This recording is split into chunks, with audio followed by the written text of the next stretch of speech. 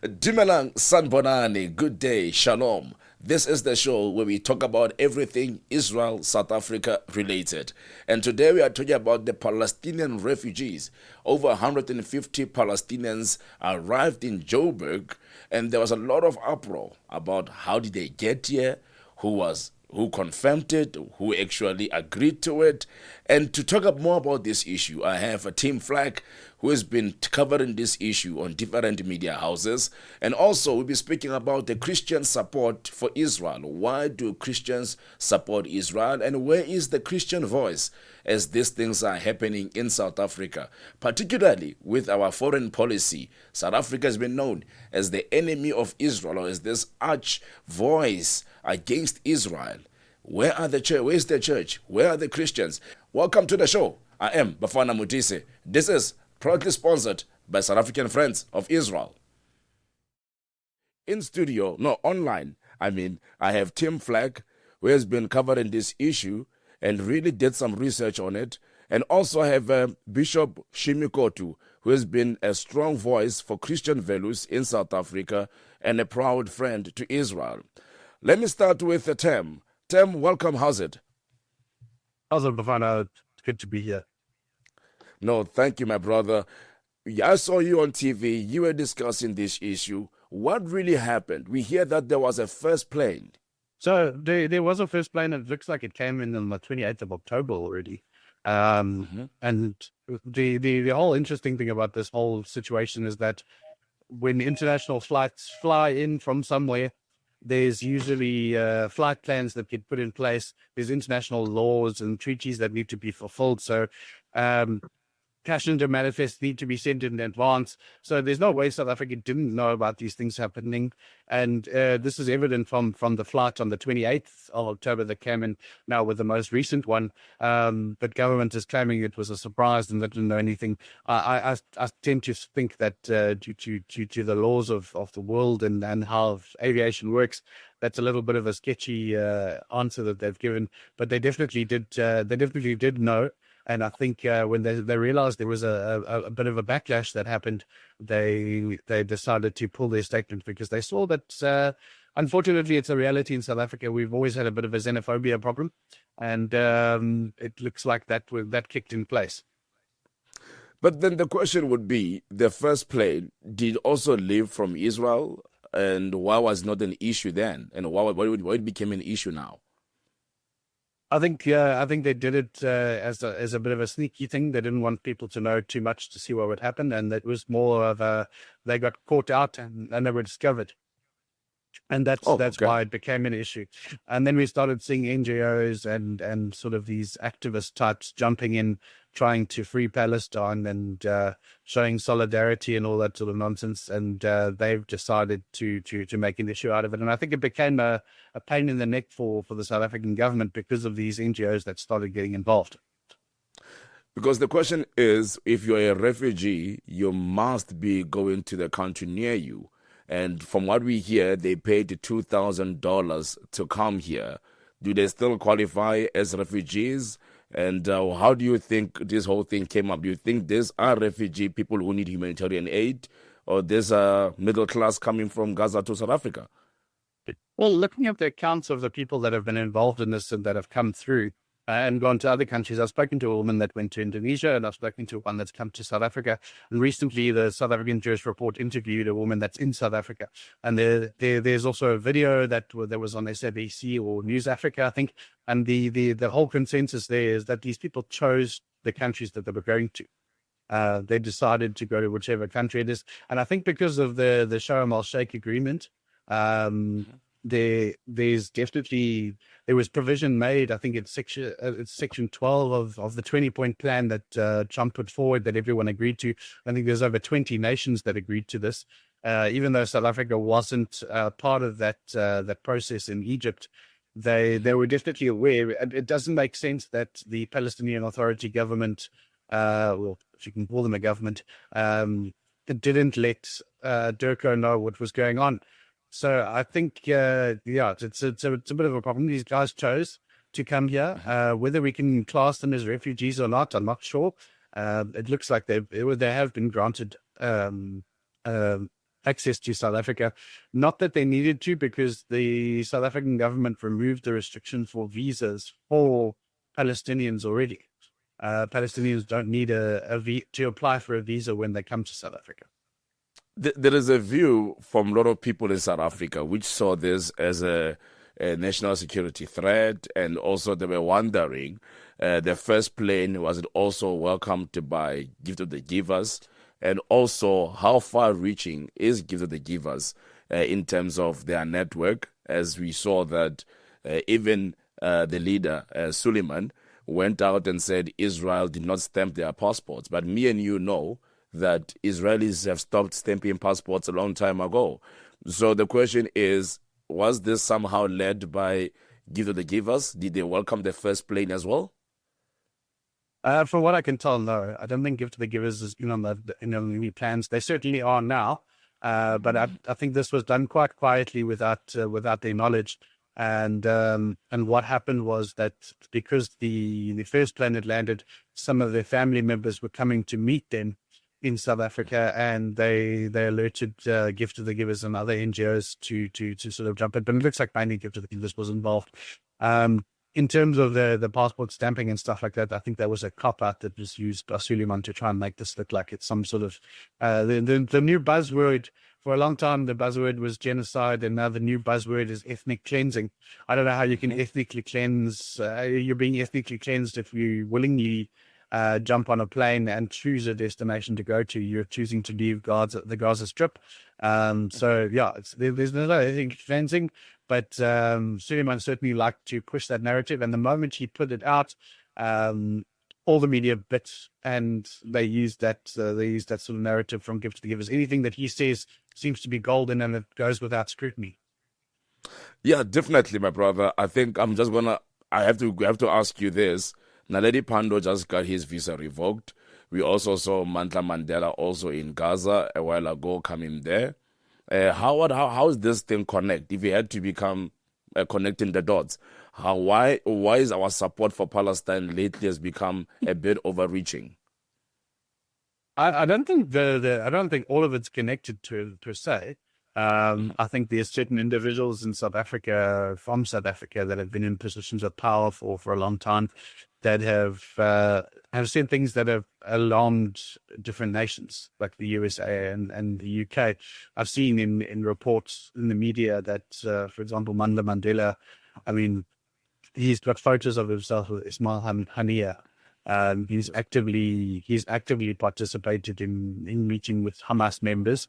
In South Africa, he held hand in hand with Dr. Bassem Naim, who was the health minister of the Gaza Strip for Hamas for a long time. And Khalid Kadumi, who is the Iranian, he's the Iranian envoy for Hamas. Countries don't want people who associate with terrorists in them. So I think that seems to be why he was blocked out of the UK, and rightfully so. I mean, they did the same thing to Julius Malema because of his rhetoric.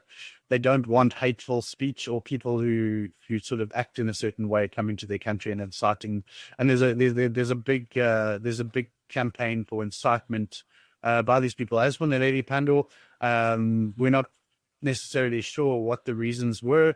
However, I have seen videos of her quite militaristic in her speech. She claimed that when she visited the US previously, that she reminded the people there that they're permitted to engage in jihad.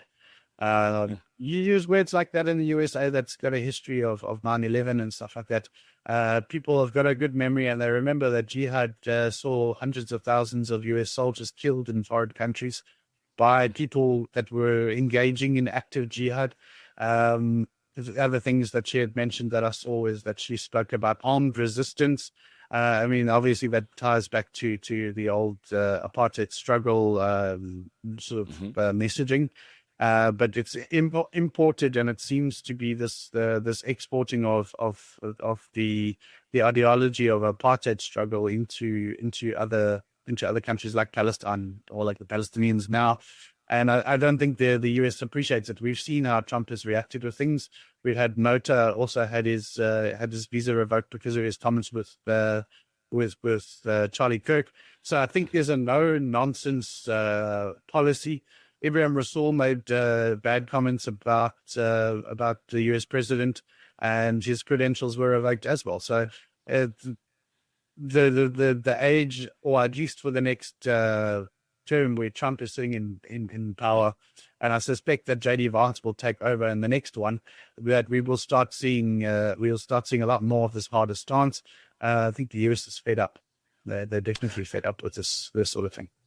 Definitely. Speaking of Ibrahim Rasool, we also saw recently on the Piers Morgan show when the lady Emily actually linked it to the Muslim Brotherhood and all of these things that came out of it, and it's quite a sad reality to realize that our country at some point is been mentioned in the same breath with certain organizations, and we have always been saying we are the people who support a peaceful solution in Palestine, a two-state solution.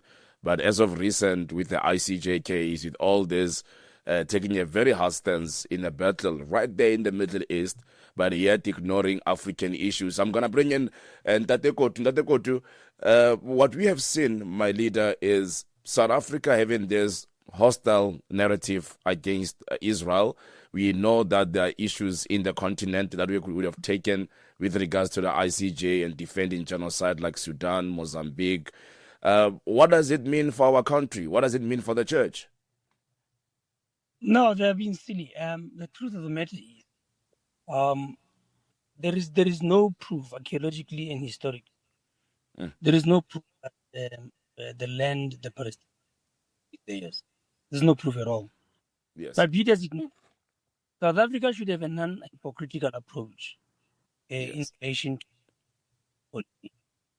Now, what are they concerned about? Are they concerned about bloodshed? What are they concerned about? About the genocide? What are they concerned about? Because if they articulate their specific concerns, then they are forced to be consistent in the application of both the assessment and recourse or redress. Yes. Rather. Yeah. If we need to ask ourselves, what specifically about Israel and the Palestinian situation is South Africa concerned about? What are you concerned about? The genocide? If you're concerned about the genocide, there is genocide in North Mozambique. There's genocide in Nigeria. There's genocide in Sudan, in a lot of other places. Now, where is the consistency? Yes. Let me tell you here and now. It's just anti-Semitism, finish and clear. Anybody like South Africa involved in whatever is happening in Palestine, in Israel, is carrying historical baggage coming from the era of Arafat and Mandela and all those things. Those are insignificant, subjective conclusions that the ruling party has come into, that they are abusing their power as the government in South Africa to try to redress. The consistency. Two, right now, let's be factual about it. Archaeologically and historically, we can prove that Israel occupied Canaan in the days of Joshua. Yes. We're talking millennia, 3 millennia or so. We can prove that. And yet there is no proof that Palestine ever set foot in that land around that time. That's fine. Now, if South Africa is pressing for a two-state resolution there, and they are consistent, let's come back home. The Afrikaners came to South Africa, or the Dutch came to South Africa in 1652, about 300 years ago. Not 3,000 years ago, 300 years ago. We know that the Afrikaners are descendants of Dutch settlers. They want secession. They want secession for the Western Cape. They say we don't want to be part of South Africa anymore. If South Africa is considered, I believe that both the case for secession in the Western Cape and the two-state solution for Palestine and Israel are stupid. Nobody intelligent will ever support that. But let's talk about the consistency. If South Africa supports the two-state scenario in Israel, where there is no proof that the Palestinians were there ever before, why are they opposed? to the Western Cape secession case. There is a stronger case for Israel than there is for South Africa. Far stronger. Why? If anybody who feels that they want, because secession is tantamount to two states. Because if the Western Cape becomes a country on its own, and it's fine, it's fine. We want that for Palestinians. Why don't you give it to the Afrikaners?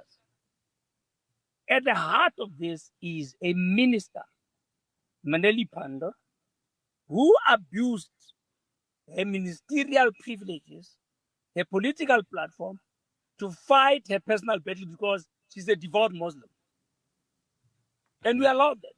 And if somebody thinks it's inconceivable that a space such as South Africa could allow that, look at what's coming out in the Madlanga Commission and all other commissions, the ad hoc joint sitting of parliament, the abuse of power and the corruption in government circles.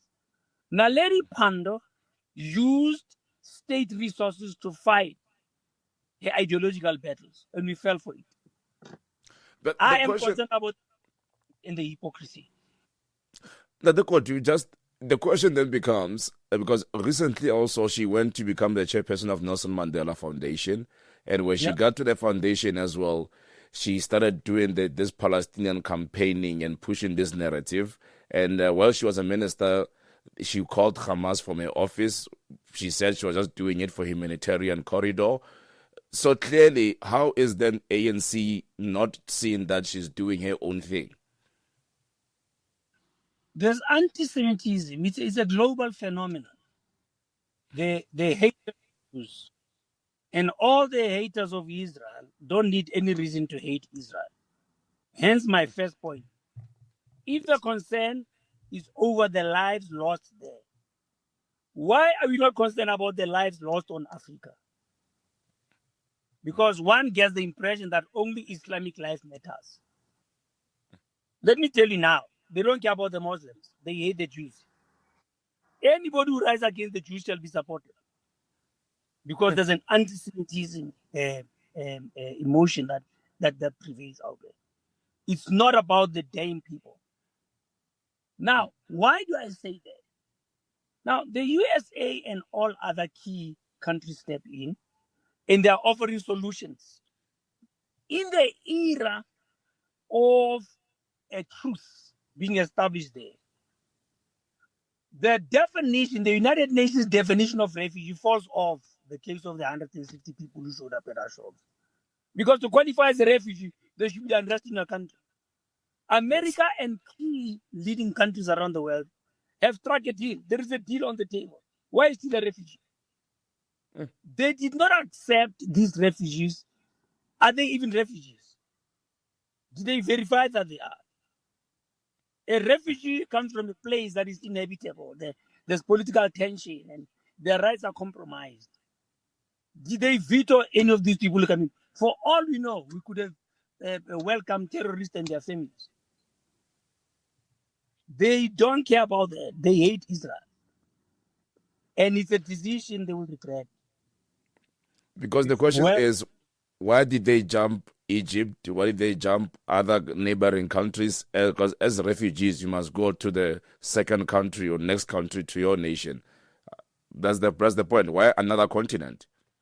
Look at the high wall between Egypt and the Palestinian territory, Gaza. Look at the high walls.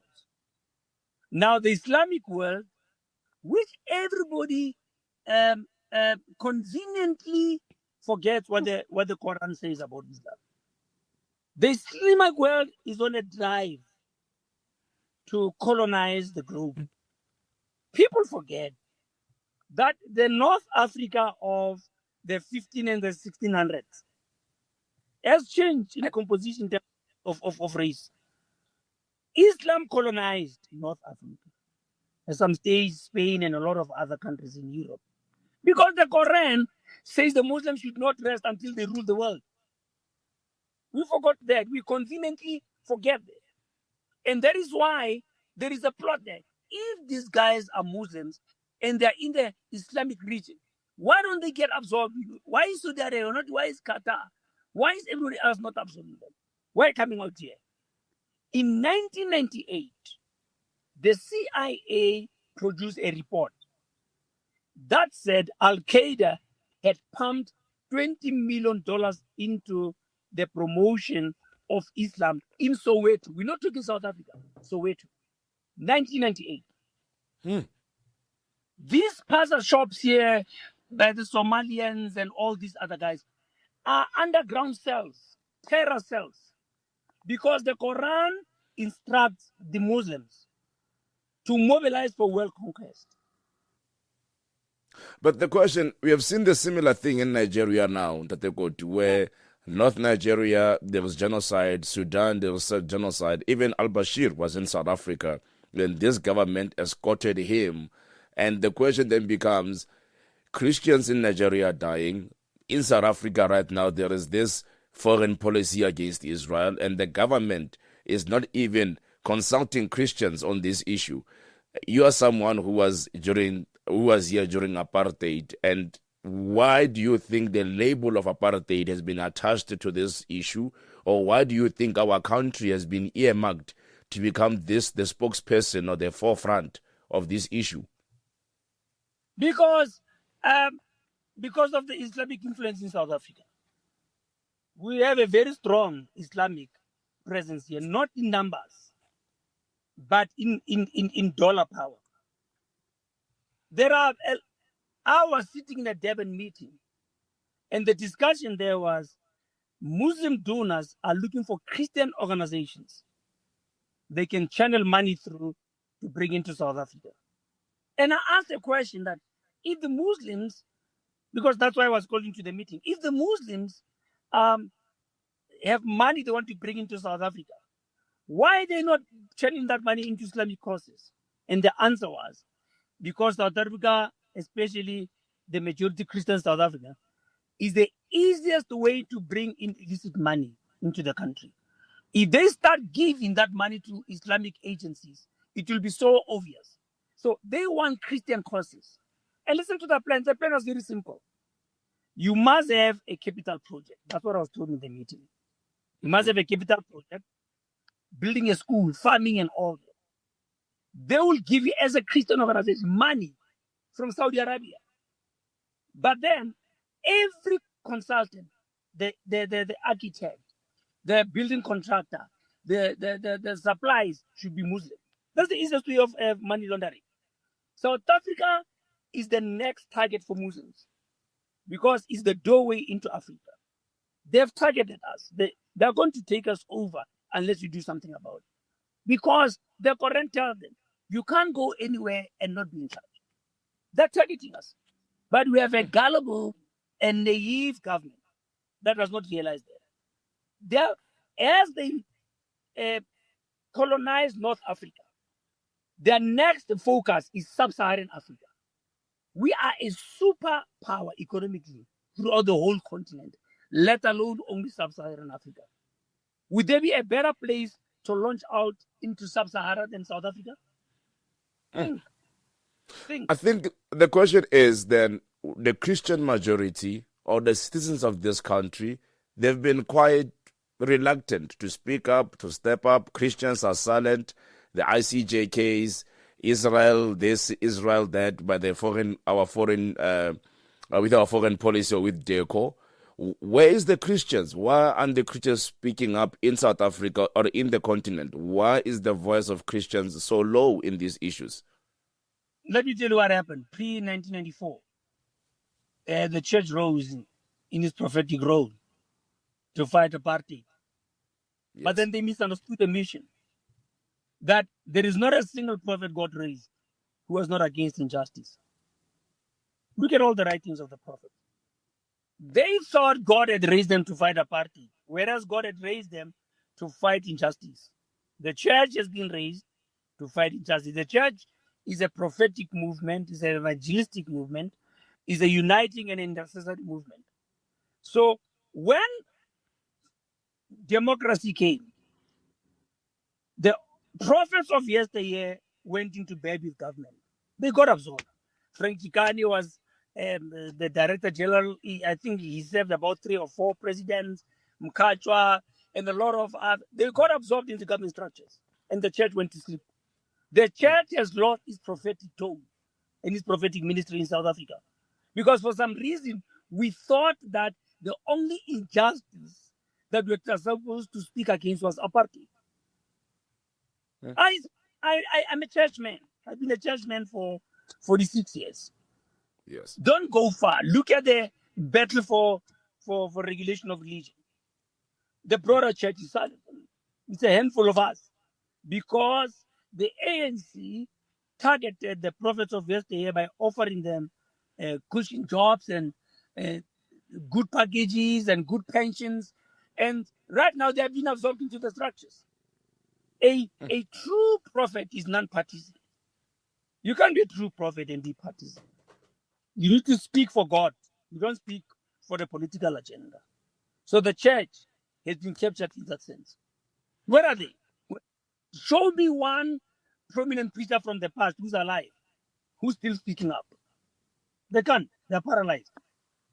Because we see with this CRL commission and the church regulation and this interference of government into churches, could it be another policy of the government to silence church or to micromanage churches? And we have seen also movements like your church defenders, which are rising up. I think they're doing a good work, and people like yourselves are speaking up and even speaking up for Israel. But you have a South African Council of Churches. You have all these other organizations that have been mum on this issue. Is it because they're in bed with the government? What do you think is the cause of all of this? The South African Council of Churches represents the dead church. Let's be honest. Finish and flat. The SECC, if you go into the book of Revelation, represent the dead church. They think they're alive but are dead. When the CNS Commission rose in 2015 and produced that commercialization of religion report, they mobilized the SACC and the IFCC. Yes. Ray McCauley, Bomusa Sono, and a lot of prominent preachers were pushing for regulation of religion. And when I began to speak up, somebody said, I never thought I could live in a South Africa where somebody openly criticizes Ray McCauley and Musa Son. I said, that's why the government chose them. They knew nobody would stand up to them. Those people, with their mega churches, have allowed this government to legalize abortion, LGBTQ, to take prayer out of schools. They have numbers. How has a church that represents 85% of a country population, because out of the 70 million or so South Africans, according to Census South Africa, 85% are Christian. How did you pass all these unjust laws? Because the leaders have been compromised. I used to work for government, okay? I used to be the chief of staff for emergency services in Joburg. So part of what we did was disaster management. A lot of these mega churches countrywide converted from not-for-profit organizations to public benefit organizations. That means they do certain projects for government. So they are part of the government's disaster management response. I came out of those meetings. I was the second in charge at Joburg Emergency Services. I came out of those meetings and I went about preaching that don't take government money. However desperate you are, don't take government money. Please don't take government money. It compromises you. These people can never speak against government because they are in government's pocket. They give them money. How often do you have disasters? But every year, money is advanced to these churches. And that is why I know I've been there. A lot of these churches, I could call out their names now. They received hefty donations from government, social development, to build these mega structures. And that is why it's not out of generosity, of kind-heartedness that when a politician wants to take the pulpit, they give him, and when they want to have these rallies, they give them, because they invested money. They invested money in them. But Muruti, it's money. If I can come to this part, We have seen the SEC speaking against Israel. We have seen a lot of these pastors speaking so abruptly against Israel. Is the church divided on the issue of Israel? Is it divided, or should it be a natural effect? The real church is not divided. There is a division between the real church and the apostate church. Apostasy was prophesied in the Bible. There is no one who is truly of God, who waters down God's everlasting covenant with Israel. God's covenant with Israel exists on 4 levels: the Abrahamic covenant, the Mosaic covenant, the Davidic covenant, and which was actualized through the Messianic covenant. It's an everlasting covenant. If you go to Genesis 12 and Genesis 17, what is the meaning of everlasting? God calls it an everlasting covenant. If you read Romans 9, 10, 11, how could you even doubt that God has an everlasting covenant with Israel? Look at the book of Revelations. The church era ends in Revelation 4. When you go into Revelation 6 there, it's God fulfilling his mission of saving Israel. That's why I'm saying the true church is not divided. The true church, there is the apostate church. They were of us, they were among us, but they were not of us. And apostasy was prophesied in the last days. And they're playing up to government's music. They're being populist. Don't even mention the SEC, please, man. Don't even, those guys are not, don't even mention them, because they agree to every agenda that the government comes up with. So the church is not divided. The remnant are standing resolutely on God's word. But unfortunately, the apostates are very famous and very big. Look at the gravitation towards Catholicism. Why are Pentecostal charismatic churches obsessed with vestments and crooks and mitres, and why are they gravitating towards Israel? I was watching, that's the day I switched off TBN. I was watching TBN in the 90s. And it was an interview with the late Paul Crouch and Benny Hinn. And Paul Crouch was saying in this interview, why do we even continue calling ourselves Protestants? What are you protesting against? His words, quote, he says, the charismatic Pentecostal church must just humble themselves, go to the Pope and say, Holy Father, show us the way. That day I switched off TBN. I've never watched TBN in more than 20 years. That's apostasy. Rick Warren was responsible for taking all these prominent American preachers to go and meet the Pope there.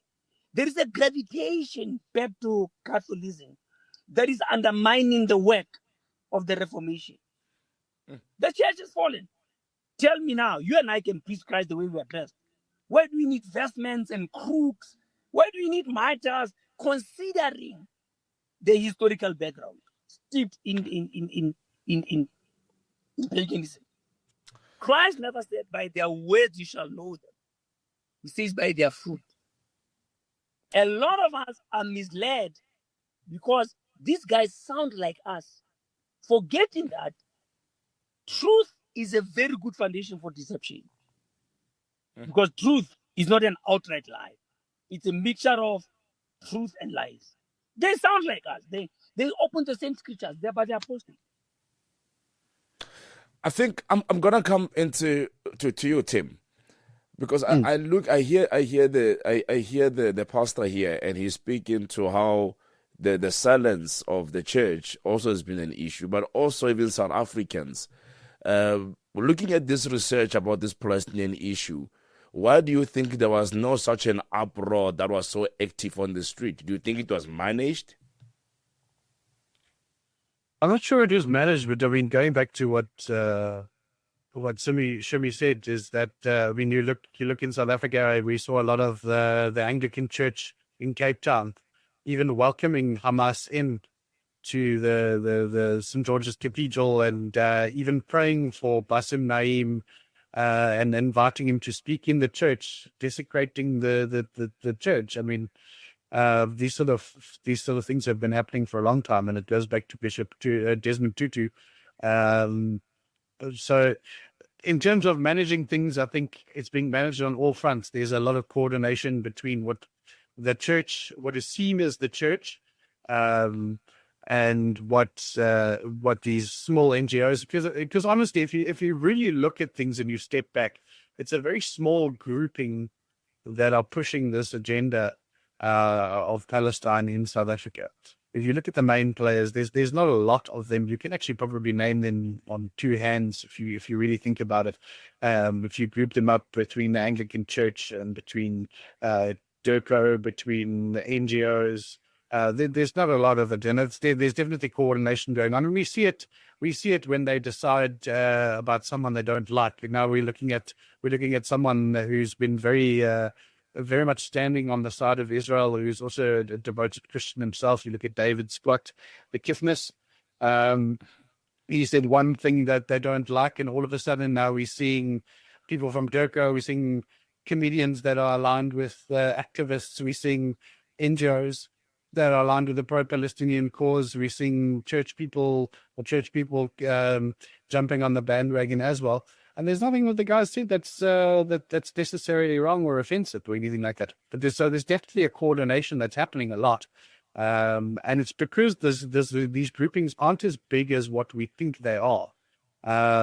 Sure, we've got big names and things like that, but I think they shout a lot louder than everyone else, and I think the important thing is that those of us who have been in the background watching what's going on need to start shouting a little bit more louder and shouting them down and putting them in their place. If someone from the church acts in a way that isn't in accordance with the Bible, because we're Bible based, we're based on the Word of God and what the Word of God says at the end of the day. You look at these guys and they sort of branching into things that are not of the Word of God.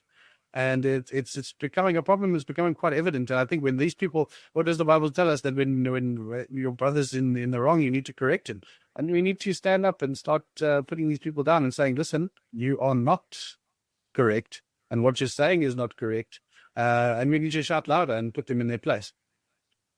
No, definitely. Because I remember earlier this year, Pastor Kotu, where Nelson Mandela Foundation was offering money to organizations that would minimize Christian Zionism or speak against Christian Zionism. So basically they are saying that the sector of us, Christians who go to Israel, who view Israel as a homeland of the faith, we are known as Christian Zionists, and somehow we are guilty of perpetuating genocide.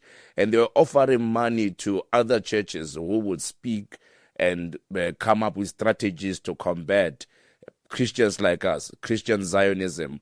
And this, in a way, it came across as trying to control, and knowing that at the head of this organization is Naledi Pandor. And even recently we saw the speaker, the annual lecture was the lady from America, Albanese, who has been an outright anti-Semite. And the question becomes, has the Mandela legacy been overtaken? And also, is Naledi Pandor, as you said, pursuing her agenda now against Christians? That much is obvious. One, there's a lady who lived between the First and the Second World War, Alice Bailey. Yes. Alice Bailey, a lot of people did not take her seriously. She was in secret society and all that, but she looked ahead into an era where New Age would be the order of the day, and she said, for the world to achieve that, we need to stick to a 10-point plan. She drafted a 10-point plan. People ridiculed her. They thought she was crazy. But then Second World War came. And when they looked around, everybody at war with each other was a historically Christian nation. Everybody involved with the Second World War was a historical Christian nation. And a lot of politicians then thought, had we listened to Alice Bailey, this wouldn't be. And Alice Bailey's 10-point plan included eroding the Christian Judeo influence in society. Literally, she said, we have to minimize it. We have to undermine it. We have to usher in an era of interfaith where the Christian and the Jewish influence is diminished. That was point one. Now, she came on with a lot of agendas, take prayer out of schools and destroy the traditional Christian family, historical family. Make abortion an option and bring in homosexuality.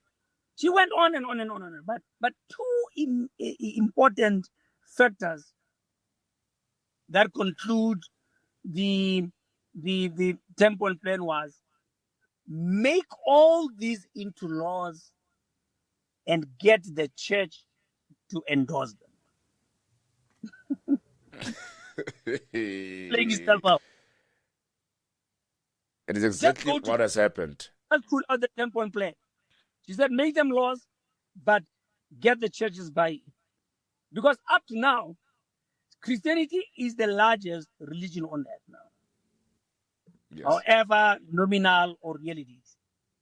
And if you erode the Christian influence and you replace it with the interfaith, I've always said it, when we started fighting regulation of religion, don't forget, I said to people, the reason Ray McCauley is desensitized by our battle against the state imposition of religion, their form of religion is, Zuma appointed Ray McCauley to be the chairperson of the presidential interfaith movement. And I said to them, the interfaith movement is not a corporation of religions. It's the formation of a new religion. And they said, no, you can't. You can't. I'm a philosopher, bruh. I studied this thing. I understand the certain issues. I said to them, nobody found within the interfaith movement has the blessing of their holy scriptures. Islam does not support the notion that we serve the same God. Islam is clear. Kill the Christian and kill the Jew. The Quran says. Nobody can open the Bible and support the idea that we all serve the same God. The Hindus, okay, the Buddhists don't even have any God. But Rastafari, nobody has the support of their holy scriptures to participate in interfaith activity. So the Christian has to step out of the Bible, the Jew has to step out of the Bible, the Muslim out of the Quran. Each of us have to abandon the prescripts of our holy writings to be effective members of the interfaith. So is the idea just to build up a moral class than to have to make it a religion? More than that, it's new religion. It's syncretism. It's syncretism. It's new religion. It's the formation of a new religion. Sure. Look at the inauguration of the president. You have every religious leader there from various beliefs opening the meeting in prayer. Whose God is listening? Because we Christians believe there is only one God. I went to a G20 event in Cape Town. And I realized that they brought in a lot of other people. So for the first 2 hours, there was prayer. I stayed in my hotel room. I won't participate in that. I don't believe that the God of the Muslim, the gods of the Hindus, the God of the Christian are prepared to cooperate. God is not prepared to cooperate. The birth of the is not coincidental. So that I hope that answers you. The desensitization comes because interfaith is driven. Ask yourself, why has the ANC delegated the development of interfaith movements to premiers? Are premiers religious leaders? No. Why is the interfaith movement in Gauteng and Western Cape driven by the premier's office? And now, when you're not a member of the interfaith, you'll never get land from government. When you apply for funding for it, I don't encourage any man of God to apply for government funding. It's a snare. I work for government. I was in the Mandela administration. I was an executive in the Mandela administration at local government. Government does not put its money where its voice does not overrule or overwhelm everybody else's voice. Government is not a contributor to causes. Government funds its mandate. Where government puts money, it is achieving some political ideal objective. I hear you loud and clear. Tim, in 2024, in December, 2023 actually, Hamas was in South Africa, went to Lutuli House. Mandla Mandela himself was very much vocal about this. Give the Givers had one of their staff being killed in Gaza, who died in crossfire. We also recently saw Naledi Pandor during her ministry going back and forth in Iran. ANC DECO right now has a program every month on Free Palestine, which is in DECO now. I don't understand that. What do we draw from this? Is this the part where you say there is a certain correlation between the church, the political class, and three main Muslim faces, which are Mandla Mandela, Suleiman, and Naledi Pandor? And you can also probably throw in the Council of the Muslim Judicial Council in there too, Ibrahim Gabriel's and what's it, Riyad Fatah. They're all sort of included in this mix, but they all are working together, and it goes a step further than just the interfaith. It's well, I mean that probably is it. I mean that's how it works. This whole idea of interfaith and everyone is working together to try and make it seem like they're doing good because it's all religions coming together. But meanwhile, it's not the case. If you look at like what you mentioned about Naledi Pandor at the Nelson Mandela Foundation attacking Christian Zionism, they all forget totally that if you go back to Moses and his time in the desert when he led the people of Israel to the promised land, Moses is the original Zionist. Zionism started when Moses stood in front of Pharaoh and said, "Let my people go." It's a lot older of a concept. It's just been politicized now by the other side. And the simple thing is, I mean, Zionism is just the wanting of a state of Israel for its people. But going back to what you said, there's definitely this interfaith kind of mixing of ideologies and things like that, and it's having a massive effect. But again, I want to stress that I think it's a very small group compared to what people actually think it is. I think there's a lot more of us out there that are against it. You all you need to do now is just go and look at Imtiaz Suleiman's Facebook page at Gift to the Givers and read the comments of what's going on in there. People are not happy with it. And the mask is starting to slip, and people are starting to realize that there's problems. Like you said, Naledi Pandor's had her visa revoked. Mandla Mandela's had his visa revoked. The world is waking up. It just took a little while to catch up, and I think there's more and more momentum happening. We were still with Emily Schrader on Piers Morgan with Ibrahim Rasool. I was shocked into how the things that she came up with. I didn't know half of the stuff that she was saying. And a lot of revelation things are being brought out into the light. I mean, she made accusations that he was Muslim Brotherhood. She made accusations that, I mean, I think she even brought up that Imtiaz Suleiman was his friend. There were a lot of things there. I encourage the listeners to and the watchers to go and actually look for that interview. You'll be quite shocked. The interesting thing about Rasool in that interview is that he didn't deny anything. He didn't say, "No, I'm not." He didn't say, "No, that's not true." He just he looked at Emily and he said to her, "Oh, you're old enough to be my daughter. She would never talk to me like that." Well, here's the thing, Rasool, she's not your daughter. She's an Israeli woman, and I think this is the first time you come in contact with an Israeli woman, you're going to learn kapara very quickly. There's going to be it's not a walk in the park.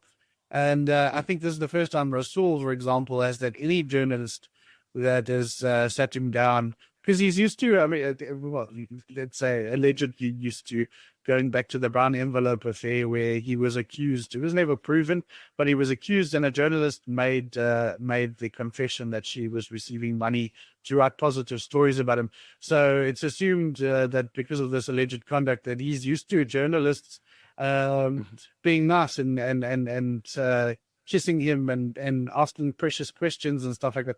This is the first time in his whole history that he had a journalist turn around and say, actually, you're lying.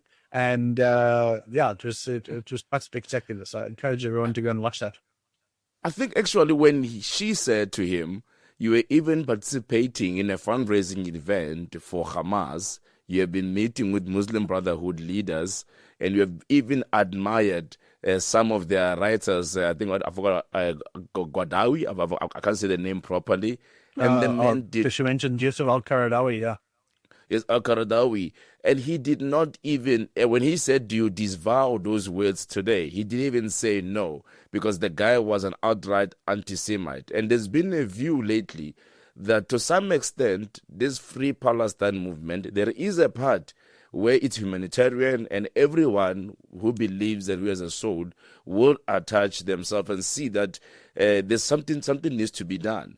But there is also another side of Free Palestine that is more about neo-Nazism, hatred of Jews, conquering cities, what we have seen all over the world, in Europe. And the question then becomes, why don't we see these Free Palestine marches in the Middle East? We only see them in Europe, we see them in South Africa. Why is the Arab world not bothered by this? Because I believe that if it's about solving the issue, the Arab world, the Qatars, the Dubais, all these guys who are moneyed, they would have done something by now with the issue of Palestine. But also there's another one to it where there is Iran involved, and there is monies involved, and there is billions of dollars into it. But the situation of Palestinians on the ground doesn't change. But it's just used as a political message and done to address it. That they go to. Why are we still debating the issue of Palestine 80 years later? Why is the Arab world not involved? Because at the heart of the battle in Palestine is not finding home for the Palestinians, it's annihilating Israel. How many Palestinians are there in numbers? How vast is it? Over 6. Yes. Over? 6 million, I think. 2 in Israel. Yes. So 2 million in Israel. Look at how vast the Islamic world is there. Yes. It is not about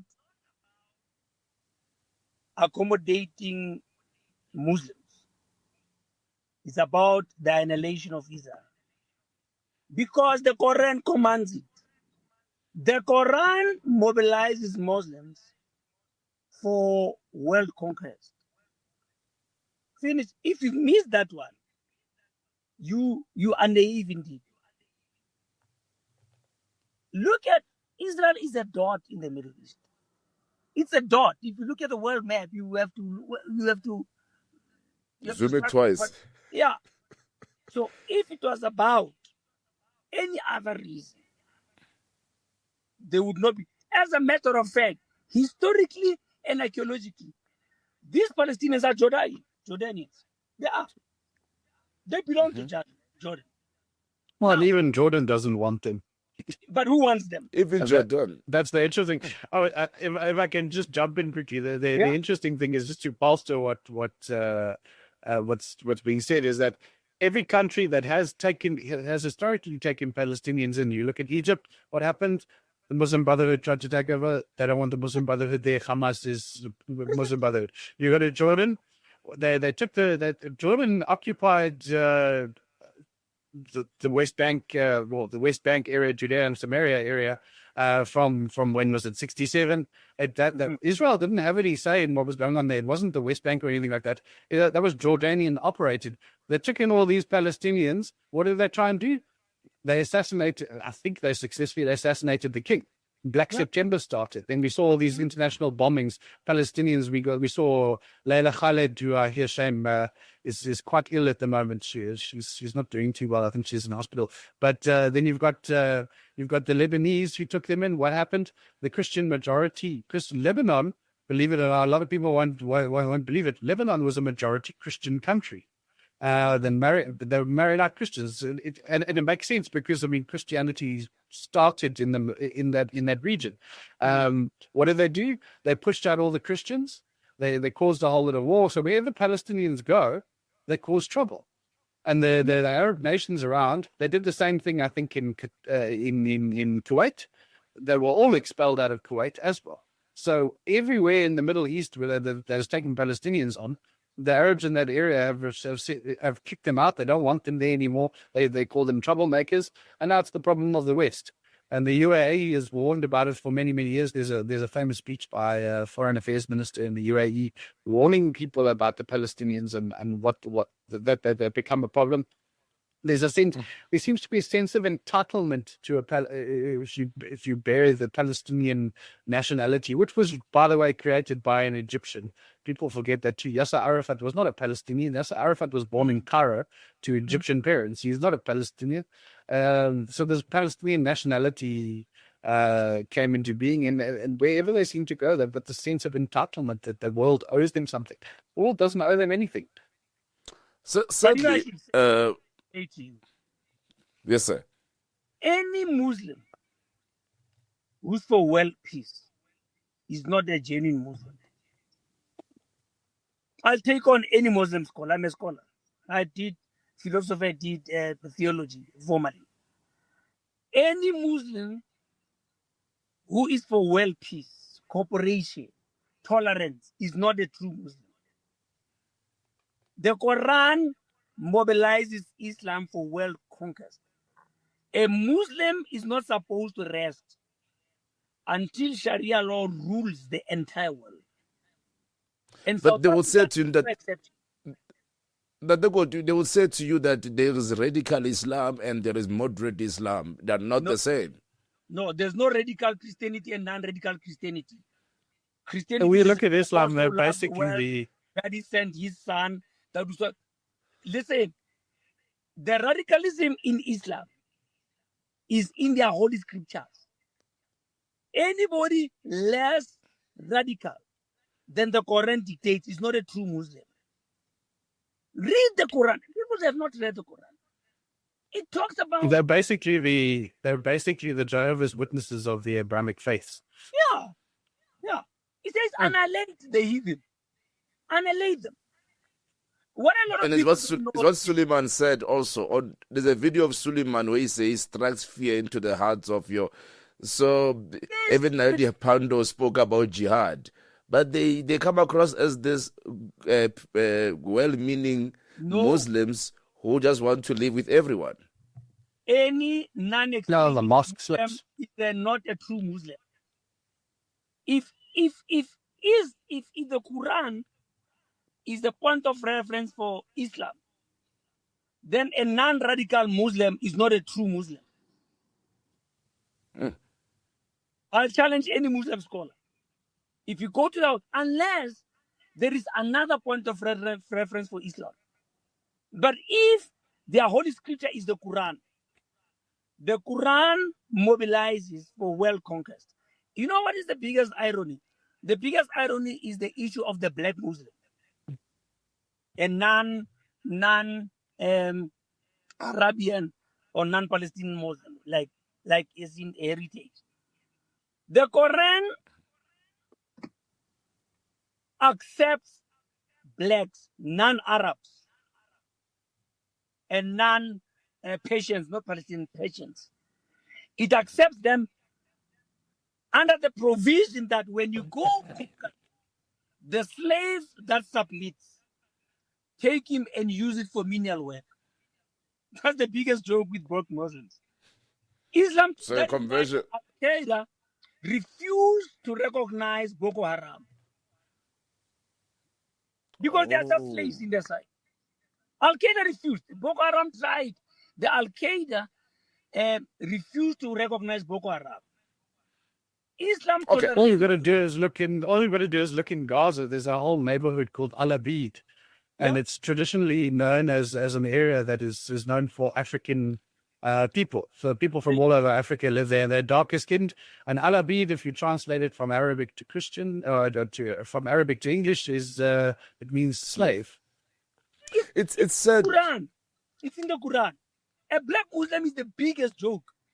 He's tolerated by Islam for purpose of serving as a slave. Like he surrendered to you. So you To slavery. Yeah. And we're seeing a lot of converts happening in Johannesburg, particularly in the poorer areas.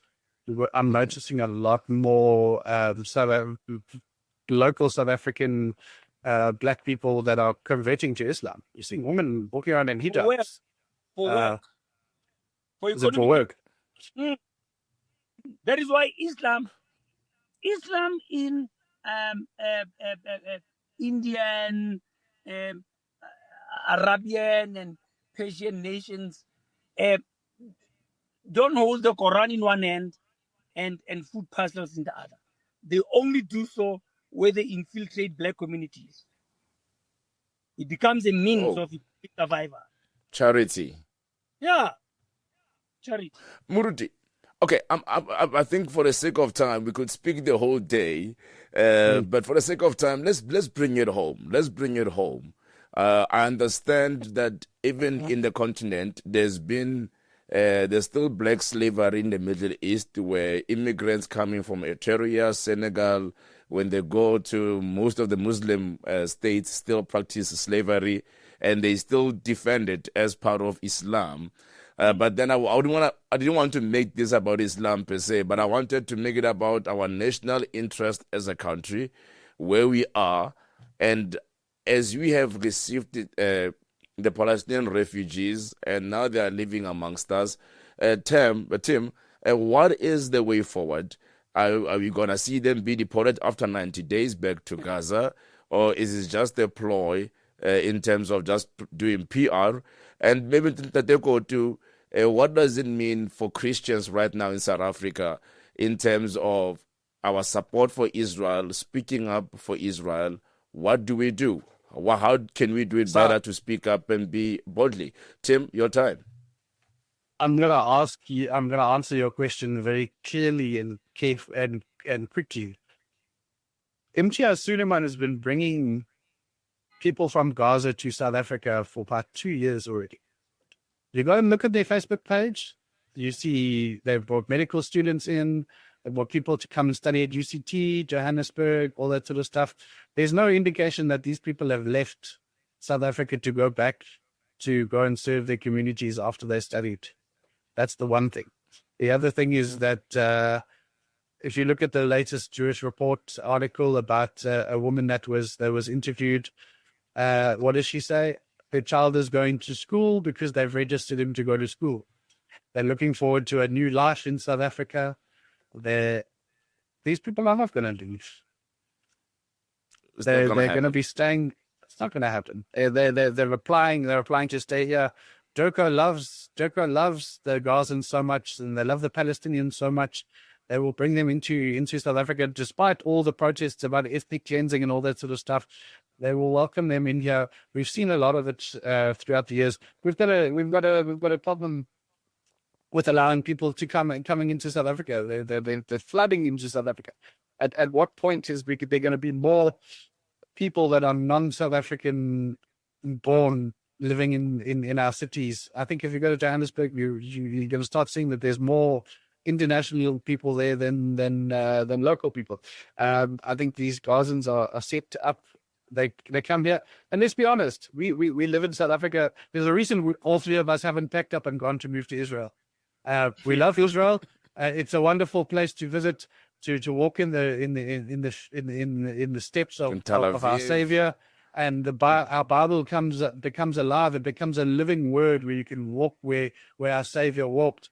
But at the end of the day, it's nice to come back after a hot day in the Negev, back to Cape Town, back to Johannesburg, because we live in truly one of the most beautiful countries in the world. We've got some of the most beautiful people in the world, in terms of our hearts. And maybe this is a bit of our downfall, and this is why we're sitting with this problem now. But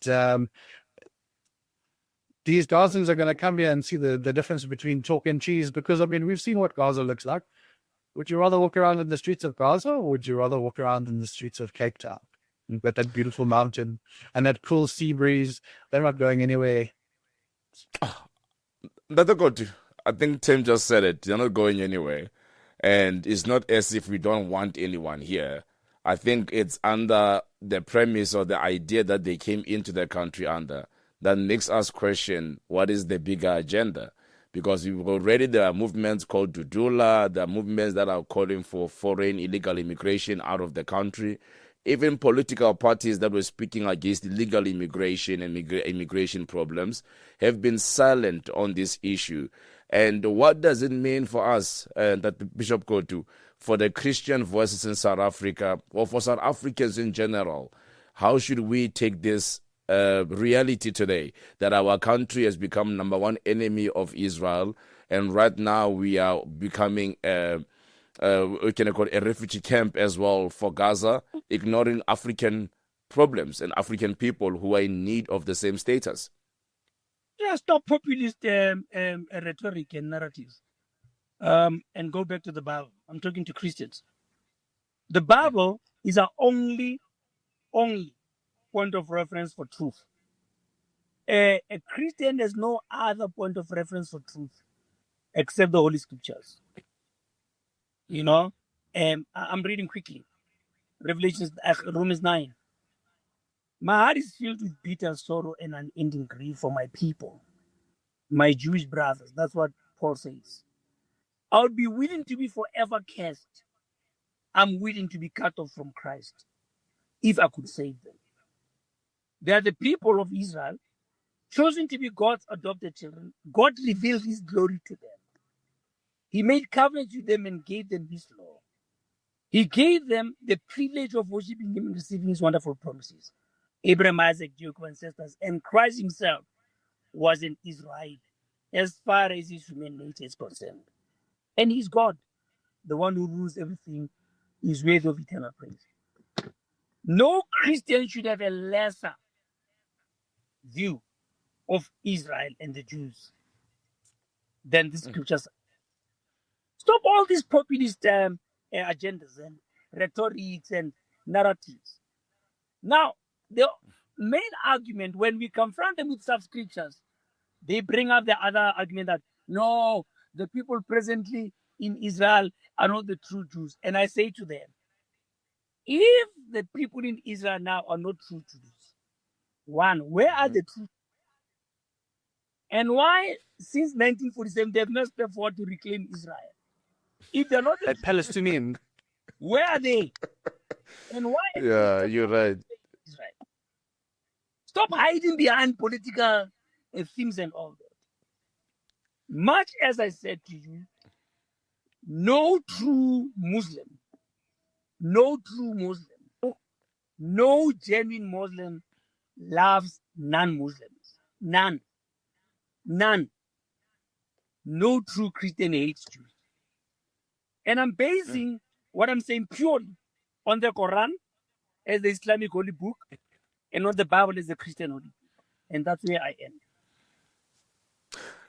Dr. Kotu, thank you, sir. I wanted to ask you based on the last part, why are political parties silent on this scandal? Where are those ones who were screaming Abahambe? Where are those political parties that were so pro or anti-illegal immigration? Because the only group we saw speaking up was Operation Dudula, which they quickly went silent afterwards. But other political parties, they have not really weighed in on this issue. Let me tell you, we can also close up with that. Dr. Kotu? Let me tell you where they are. In Islamic pockets. The Muslims give out money, bro. The Muslims are buying their way into world conquest. They realize that, unlike Mozambique and these small targets, Nigeria, globally, they can't wage military warfare. The Muslims are waging an economic warfare. How many Premier League clubs in Europe are owned by Muslims. Your biggest stars, Ronaldo, they are working for Muslims. Politicians are in Islamic pockets. There is no way 1.6% of the population should have so much influence on a country such as South Africa. There are only 1.6 million Muslims, 1.6% of the 17 million South Africans are Muslims.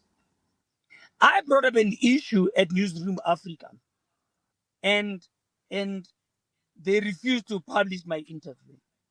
I was saying to them, why is everybody concerned about the commercialization of religion? Togo Chaluva from the CLS Commission is complaining that people have to pop out 5,000 to have one-on-one with their pastors. I said, I would never do that foolishness. But I would rather give 5,000 rand to a pastor I believe in than give my money to a cause I don't align with. And they said to me, why? I said, let's talk halal. Halal is the biggest financial scam in South Africa now, where 1.6% of the population are forcing every foodstuff on South African shelves to bear the halal label, when halal is generating billions. I did a thorough report, gave it to the CRS Commission, and they refused to action it. I proved financially that halal is generating billions that goes to the Islamic Judicial Council. And they are challenging those billions to silence politicians, sports people, celebrities. Islam are buying their way back to power. One day you're going to wake up and realize that if they own the country through the dollar power. Because it was surprising, Tim, so the whole country went on this uproar around this issue. Yeah. And then all of a sudden, no political party, everyone got covered. And not only that, EFF then went to meet the guy the following day, and the ANC met the guy the following day. Yeah. Money. And it seems like they don't care. I think the other motivating factor is it just most lekker om 'n minister te wees. It's nice to be a minister. You look at all these this fancy new GNU we've got going. All of a sudden, you've got VIP protectors. You've got a nice car that you can have ministerial lunches on. You've got nice private healthcare. You've got blue light vehicles in convoys that drive you around. You can afford a nice house. The security's upgraded. The wife doesn't need to clean the house anymore. All of a sudden, you've got a domestic worker. You've got 5 domestic workers, 1 for each day of the week. All of a sudden, your lifestyle has been elevated from an opposition party member to all of a sudden now you're the big boy in the room. And I think these guys realized that when Andrew Whitfield was fired by the president, that it's the prerogative of the president to hire and fire his ministers as he feels like. It doesn't matter which party they're from and what agreements are in place. When Andrew Whitfield was fired, everyone got a bit of a fright, and all of a sudden now we're seeing politicians having meetings with the Chinese, and we're seeing all of a sudden everyone's ANC aligned policy holder. Doesn't matter where they come from. They came from the DA, and now all of a sudden they're having nice handshakes with the president. And it's so nice to see Mr. President, because it's the GNU it's beneficial to him. And if they toe the party line, because now everyone's ANC, they toe the party line, they keep their positions, and no one has a problem. And this is the problem with power and the finance that comes with it. Certainly, that is the reality. Gentlemen, we have to leave it here. We can speak for hours. But It's really sad that we are at a point as a nation where there is no position anymore and there is no consistency in our foreign policy. We have seen what's happening with Taiwan and China. We have seen what's happening in Sudan for many years. We have seen all of these things, but why is South Africa at the forefront in a war that has nothing to do with them in the Middle East? We are not saying we should not care about Palestinians, but as Bishop Kotu said, If we care about lives lost, let us be consistent. But it cannot be that our nation, our sovereignty, as a people today, we are no longer pro-South Africa. What we see today with the fights with Trump, it emanates from our alliances with groups like your Iran, your Hamas, all of these things, all of these groups that do not benefit our nation in any way. I think South Africa is about time that we really start to double think and ask questions that are important. Why are we at the forefront of this war and not anything? We are not involved anyway in the continent. We should be at the forefront in Sudan. We should be at the forefront in Congo. Why only in Gaza? And ladies and gentlemen, I will give you a last 2 minutes to wrap up, and then we are out of here. Your 2 minutes starts now. Your closing statement. You can't separate Christianity from the scriptures. We need to embrace the Christianity of the scriptures. And the Christianity of the scriptures compels each believer to love the original olive, according to the book of Romans 9, 10, and 11. Anti-Semitism has no place in Christianity. But 2, do not be naive. The enemy has come to steal, kill, and destroy. Islam has only one agenda. It's world conquest. And South Africa is their next target. That's where I end.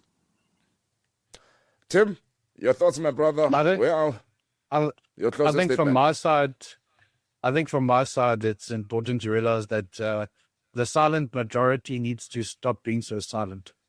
We need to stop letting a small minority of people dictate how the direction of our country is, and the way these politicians are pushing our country. I mean, South Africa is on the naughty list in many places. We see it now with the US. They removed us from AGOA. We're being punished, and it's because people have sat back and been quiet about it. And it's time to stop letting a very, very small, and it really is a small minority of people dictate the direction of our country. And then that goes for the Christian majority in the country, that goes for everyone else who doesn't believe. Whenever they see something on the TV that they don't agree with, just sitting back and saying, "Oh, someone else will deal with it," because it's become pretty obvious that this new GNU is not as effective as we thought it would be. So it's time to speak up and start doing something about it. No, definitely. We'll leave it here, gentlemen. Thank you for joining us. You had it here. Let's start to prioritize South Africa as we speak. Trump is hitting us hard, not because of AfriForum, but because of our stance on ICJ, on all this anti-Western rhetoric and all these things that we've been saying. At some point, some people were saying they are Hamas.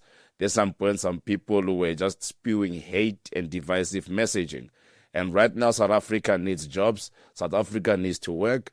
We cannot be playing politics in the world stage while our babies are dying of hunger in the background. That's it from my side.